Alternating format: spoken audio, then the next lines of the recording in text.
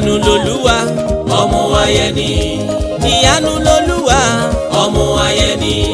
Ikú ò ní ẹ pa, àrùn ò ní ẹ ṣe, ẹ̀mí gígùn ní tìrẹ títí ayé. Ẹ̀yin olólùfẹ́ ó yá ẹ jẹ́ ká lọ o. Ẹ̀yin tí Barrister ó yá ẹ jẹ́ ká lọ o. Happy happy happy happy birthday Barrister lawyer ọmọ Ayeni, congratulations o. Barrister lawyer ń ṣọjọ́ ìbí ẹja lọ́ba yọ. Adúmáradán ṣọjọ́ ìbí ẹja lọ́kì o. Dúdúyẹmí ń ṣọjọ́ ìbí ẹja lọ́ba yọ sẹ́. Adúmáradán ṣọjọ́ ìbí ẹja lọ́kì o. Ẹ̀yin Fúnjowó ń ṣọjọ́ ìbí ẹja lọ́ba yọ náà. Adúmáradán ṣọjọ́ ìbí ẹja lọ́kì o.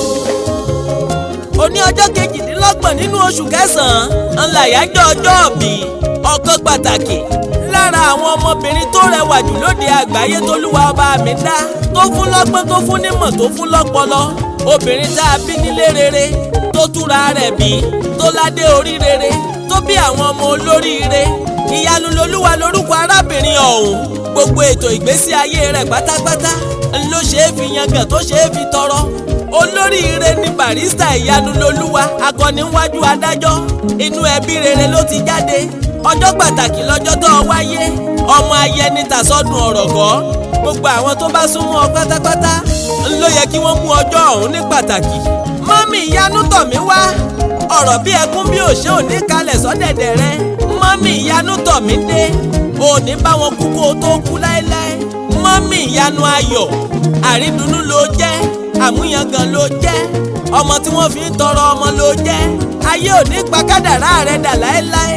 Ò ní dẹni àbùkù, ò ní dẹni yẹpẹrẹ. Ó ti ń gòkè, ò ní relẹ̀, ò ní sọkún lórí ọmọ. Àwọn òbí ò ní fẹ̀yìntì sọkún rẹ̀.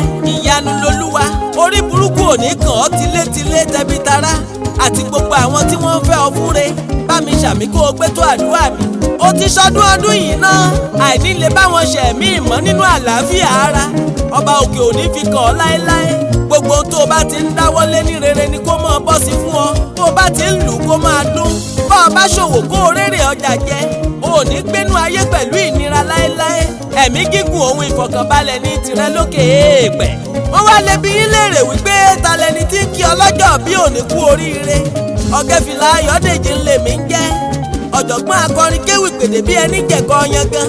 Mr. Ìlérí Àṣẹ ló sọ wípé ẹ̀bùn pàtàkì Iyanuloluwa ọmọ Ayeni jẹ́ fọ́mọ adarí hurun lókè èèpẹ̀. Ọba lókè ò ní gbà ọ́ lọ́wọ́ wa ní wéréwéré.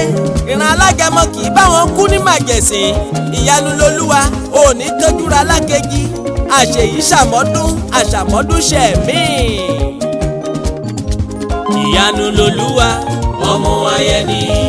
Iyanuloluwa ọmọ Ayeni. Ikú ò ní ẹ pa, àrùn ò ní ẹ ṣe, ẹ̀mí gígùn ní tìrẹ títí ayé.